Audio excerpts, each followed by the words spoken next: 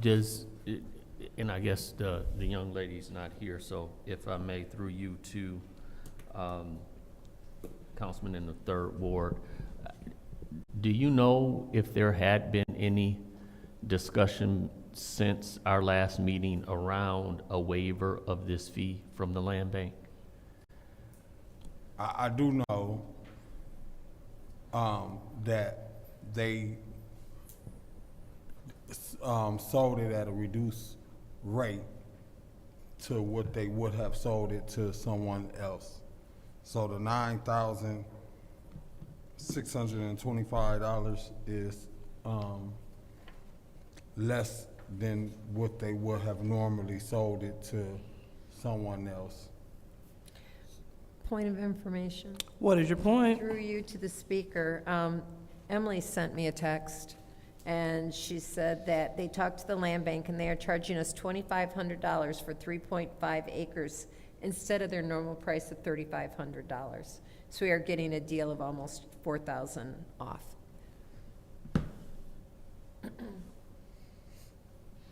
Okay. I'm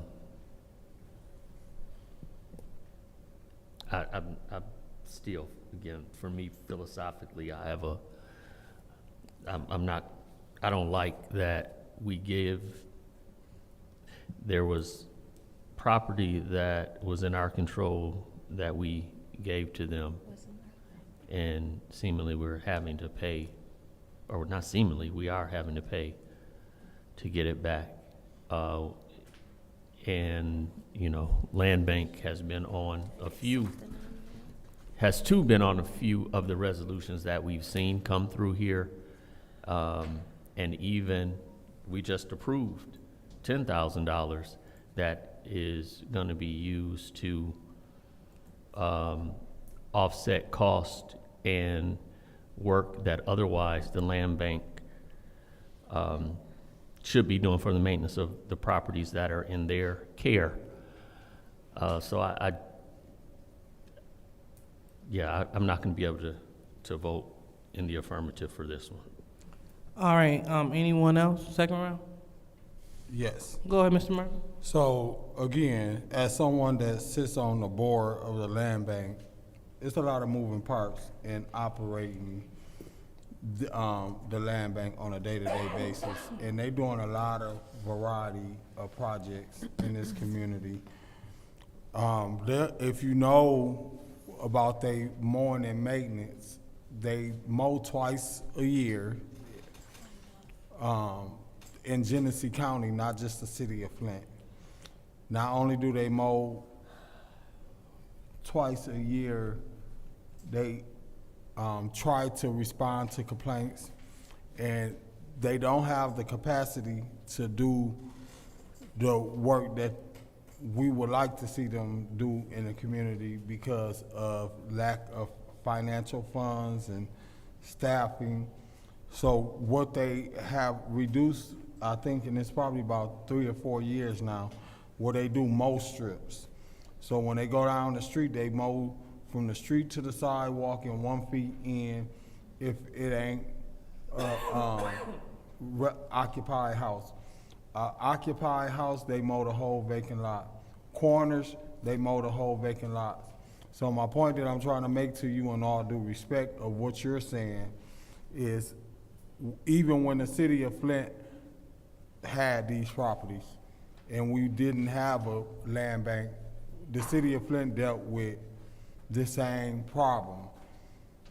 And we used to hire contractors every year to go and mow and do the same thing that the land bank doing. So when they selling properties, that money is going back into general funds to help them maintain mowing and maintenance and upkeep of the properties that the city of Flint didn't want, because we rejected them and gave them to the land bank, and they got thousands of vacant lots that they have to mow and maintain. If it wasn't for the Roof My Foundation Clean and Green program helping offset some of those properties, it will be even worse when it comes down to what this neighborhood would look like when they come down to mowing in May.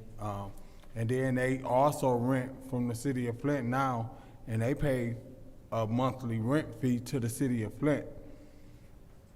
So we could keep the properties and bring them in-house, but do we have the capacity?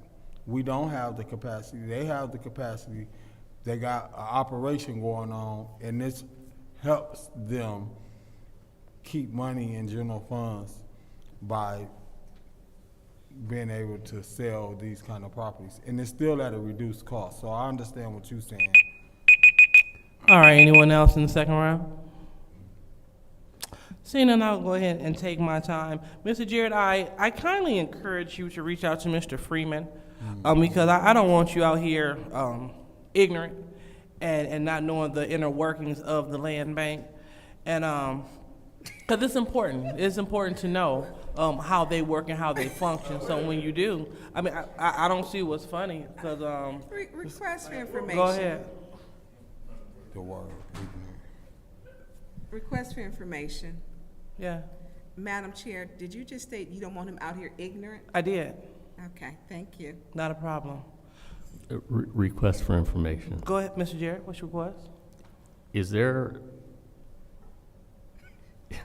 Is there something about my background that I don't know that would cause you to think that I'm ignorant, especially about land bank, when I have been in and around? Well, thank you. What? No. Let's be clear. Ignorant doesn't mean stupid at all. Ignorant just means that you don't know. And so, okay.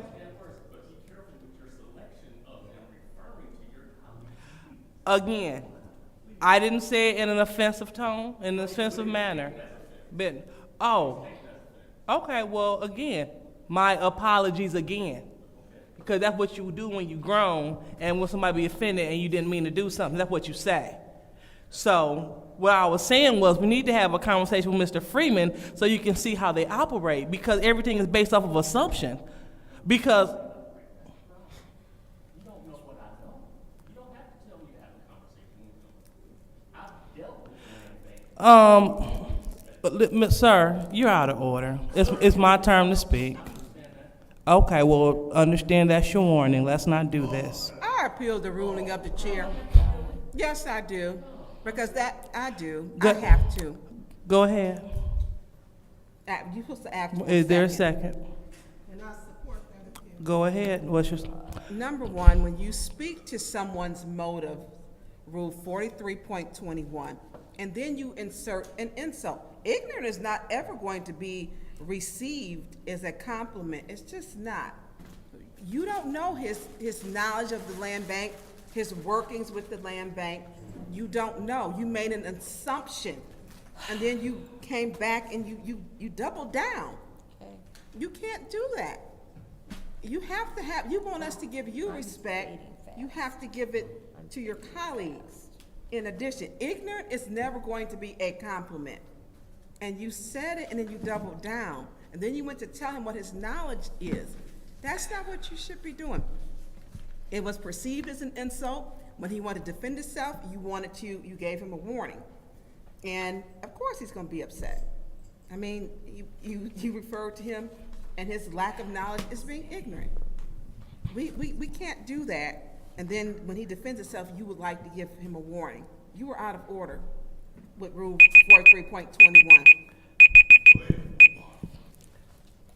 So as stated before, this is about why Mr. Jarrett received the warning. Mr. Jarrett received a warning because he did not have the floor, and he would not cease talking. And that's just what happened. Now, we already discussed, apologized, and moved on for clarity, and that was that. When I refer to that phrase, we're talking about what was just stated. And so if certain knowledge was there, then that wouldn't be an issue, because we have understanding how things function with the land bank. But I'm done. It's late. So we're going to move on, appealing the ruling of the chair. Yes, overturns, no, vote for. Go ahead. Roll call, Madam Clerk. Mr. Jarrett? I abstain because we all saw what happened, and we know that I was far from out of order with the way that these meetings are ran otherwise. Mr. Alamin? Ms. Lewis? No. Mr. Murphy? Yes. Ms. Priestley? Yes. Ms. Winfrey Carter? Yes. Ms. Burns? Yes. Ms. Mashat? Yes. The vote is 6 yes, 1 no, 1 abstention. 6 yes, 1 no, 1 abstention. The ruling of the chair is overturned. All right, so now we are at Resolution 240-245 for the approval. And we are about to vote, so roll call, Madam Clerk. Mr. Jarrett? I'm gonna abstain because there's no way in my ignorance I should be able to vote on this resolution.